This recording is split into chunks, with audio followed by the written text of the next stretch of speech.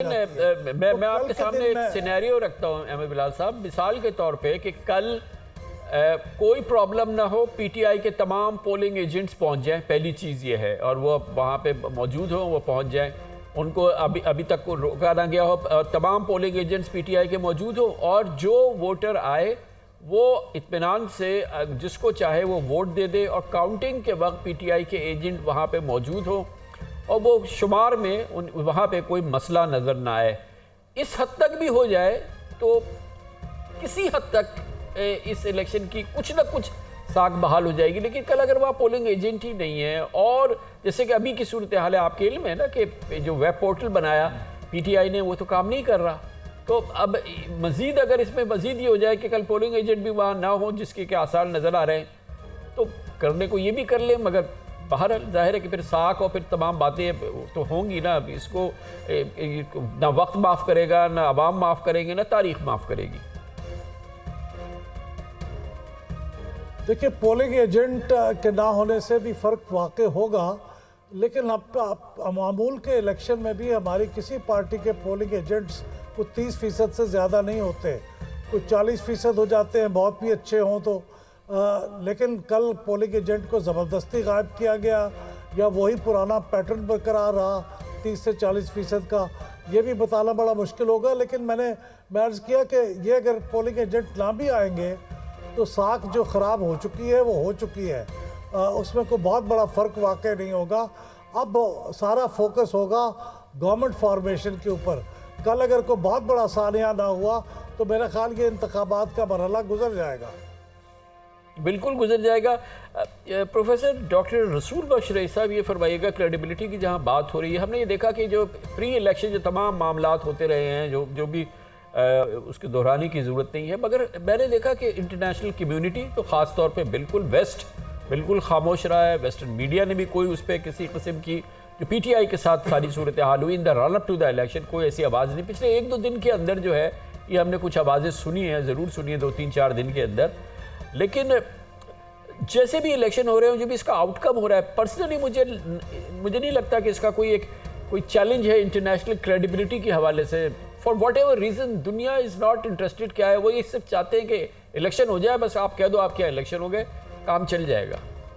मेरा ख्याल ये है कि जब वो हमारे इलाक़ों के ममालिक के इंतखाबात पर नज़र रखते हैं तो उनका मुवाजना वो लिबरल डेमोक्रेसी से नहीं करते, अपने आप से नहीं करते। वो कहते हैं कि जो इनके मारूज़ी हालात हैं, जिस तरीके से जमहूरियत चल रही है, इंतखाबात हो गए तो उसको ज़्यादातर तस्लीम ही कर लेते हैं अगर तशद्दुद के वाक़यात नहीं होते, अगर कोई ऐसी तहरीक नहीं चलती जिससे कि आइंदा बनने वाली हुकूमत का वजूद ख़तरे में पड़ जाए, कि उस किस्म के हालात पैदा नहीं होते जिस तरह से कि 1977 के इलेक्शन के बाद हुए थे, तो दुनिया उसकी जायज़ियत को मान लेती है। असल बात ये नहीं है कि दुनिया मानती है या नहीं मानती है, कम से कम वो सियासी जमातें जो अपने अपने इंतखाबी निशानात के साथ इंतखाबात में हिस्सा ले रही हैं, वो क्या इसकी जायज़ियत को तस्लीम कर लेती हैं? अगर वो भी कर लें और फिर एक ऐसी हुकूमत बने मखलूत या किसी अक्सरियती हुकूमत की जो दिल खोल के अपने मुखालफिन के साथ और दूसरी सियासी जमातों के साथ मिल के हुकूमत और जो पाकिस्तान है उसको आगे बढ़ाने की कोशिश करे, तो जायज़ियत सिर्फ ये नहीं है कि इंतखाबात में आपने वोट कितना लिए हैं, बल्कि कारकर्दगी से, अच्छे कामों से, गवर्नेंस से, और जो हमारे मसाइल हैं और चैलेंजेस दरपेश हैं पाकिस्तान को, अगर वो उनको एड्रेस करते हैं तो जायज़ियत उससे भी पैदा हो जाती है।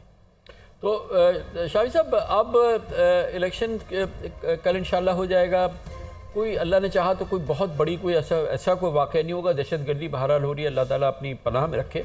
लेकिन उसके बाद के मरहला जो है उसमें कोई बहुत तलातुम नज़र नहीं आ रहा, कोई बहुत ही खींचातानी नज़र नहीं आ रही। मतलब ज़ाहिर है कि मखलूत हुकूमत भी बनेगी, उसके अपना जो कॉबलिंग होगी वो सियासत की के ड्राइंग रूम में भी हो जाएगी, कहीं और भी हो जाएगी, और फिर मुझे तो एक स्मूथ ट्रांजिशन नज़र आ रहा है। खान साहब, बिल्कुल दुरुस्त बात है। इस पर हमें अल्लाह का शुक्र भी अदा करना चाहिए कि ये स्मूथ मामला हो जाए। देखें, अब इलेक्शन के बाद अगर इमरान खान साहब थोड़ा सा अपने आप को एडजस्ट करते हैं और तो फिर ये सलाहियत नवाज शरीफ साहब में है कि वो एक आगे बढ़ के कुछ मामला कर लें। नवाज शरीफ साहब इनके घर गए थे जब वो वज़ीर आज़म थे, जब भी उनके चल के उनके घर गए चौधरी निसार अली के साथ, और फिर जब वो बीमार, जब वो गिर गए थे बेचारे, हाँ तब भी गए थे, अस्पताल गए, अपनी कैंपेन भी खत्म कर दी थी उन्होंने, उनके घर की सड़क भी बनवाई। सही है। और मोहतरमा बेनज़ीर भुट्टो जो हैं उनसे कैसा मामला नहीं रहा ख़राब, लेकिन फिर उनके साथ भी जो चार्टर ऑफ डेमोक्रेसी पे साइन हुए ना, और पीपल्स पार्टी से मिलकर उन्होंने मखलूत हुकूमत भी बना ली और फिर दूसरी मखलूत हुकूमत अब बनाई। तो मेरा ख्याल है कि ये अब नवाज शरीफ साहब जो हैं वो विंडिकेट तो हो चुके हैं और उनकी जो इज्जत जो थी, उसको जो साख को जो नुकसान पहुंचा था, वो बड़ी हद तक मेरा ख्याल है उसकी बहाली हो गई है। तो अब उनको चाहिए कि वो अब ज़रा अपना कद बड़ा करे तारीख़ में, और उनको इक़्तिदार संभालने के बाद हाँ वो शख्सी तौर पर संभालें या जमाती तौर पर संभालें, तो उनको थोड़ा हाथ बढ़ाना चाहिए और मुफाहमत की फ़ज़ा इस मुल्क में कायम करनी चाहिए और तवक्को रखनी चाहिए कि ऐसा हो सकेगा। कामरान शाह साहब, एक ये बात बताइए कि एक कौमी कैंपेन तो एक बिलावल भुट्टो ने चलाई, अपनी पूरी क़ुव्वत से हर जगह गए, अब जो उनका जवान खून है वो बिल्कुल नज़र भी आया। लेकिन ये जो लाहौर का इलेक्शन है ये बड़ा इंपॉर्टेंट है पीपीपी की सियासत के लिए, उनकी अपनी सियासत के लिए, कि कैन दे मेक इनरोड्स इन पंजाब और नॉट, और उसके लिए सिंबॉलिक ये लाहौर का इलेक्शन है। मुझे जो अभी फीडबैक मिल रही है वो कोई इतनी प्रॉमिसिंग नहीं लग रही बिलावल भुट्टो के लिए कि वो जीत ही जाएंगे। आपकी क्या खबर है? अगर इजाज़त दें, मैं थोड़ा सा शामी साहब ने फरमाया, जी ज़रूर। शामी साहब से अक्सर इत्तेफाक रहता है, लेकिन यहाँ पे बसद एहतराम इख्तलाफ करूँगा। जिस ज़माने में नवाज शरीफ साहब गए थे इमरान खान के पास, इमरान खान उतनी बड़ी पॉलिटिकल फोर्स नहीं था कि जिसने नवाज शरीफ और पीपल्स पार्टी सबको उठा के बाहर फेंक दिया। उसके बाद तो जो ज़ख्म नवाज शरीफ साहब के दिल में इमरान खान साहब ने उस ज़माने की इस्टेब्लिशमेंट जुडिशरी के साथ मिलकर लगाए हैं, उसको मेरा ख्याल है कि नवाज शरीफ साहब को 100 दफ़ा दोबारा अपने आप को ट्रांसफॉर्म करना पड़ेगा, उसको भूलने के लिए, आगे निकलने के लिए।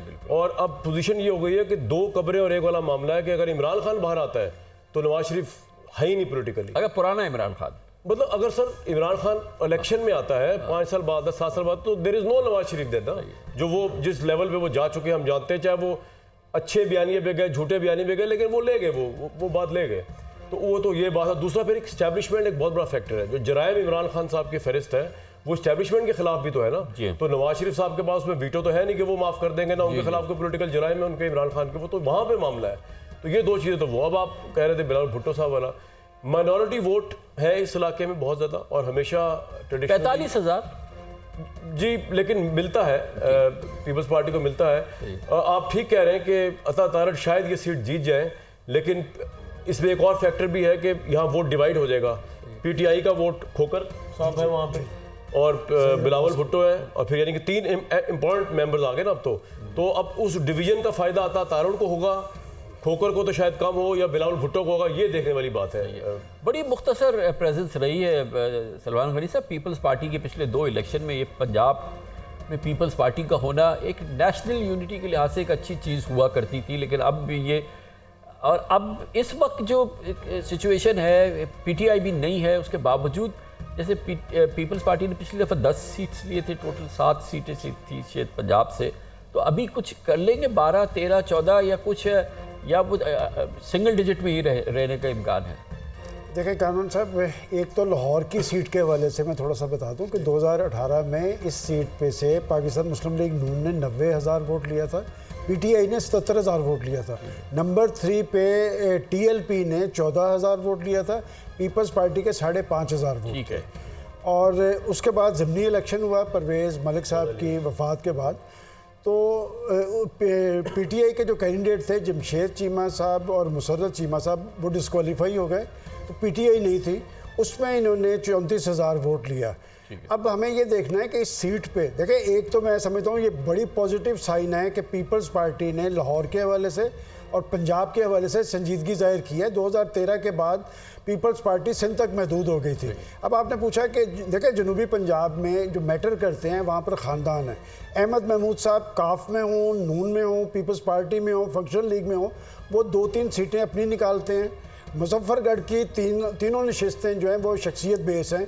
वो भी देखिए, आपने कहा कि सिंगल डिजिट में होगा, या पहले ये सीटें 7-8 थी, अब मुझे ये सीटें 12 या 13 बनती नज़र आ रही हैं पीपल्स पार्टी की। तो मैं समझता हूँ कि उन्होंने पंजाब में जो संजीदगी जाहिर की है, ये पाकिस्तान की पॉलिटिक्स के हवाले से एक अच्छा साइन है। लेकिन लाहौर के इलेक्शन में नंबर 2 पोजीशन का मुकाबला होना है PTI का और इनका। तो डॉक्टर साहब, आपकी क्या टेक है, ये जो नई क़ुव्वत आई है IPP, जैसे भी आई है, जहाँ से भी आई है, मगर साउथ में इसकी एक इम्पॉर्टेंट बेस है, तरीन साहब वहाँ से हैं, ये क्या है? या ये कि सिर्फ ये एक लाडला ग्रुप ही इसकी पहचान रहेगी, या ये कि कुछ पॉलिटिकल स्टेटमेंट भी आएगा इनकी तरफ से?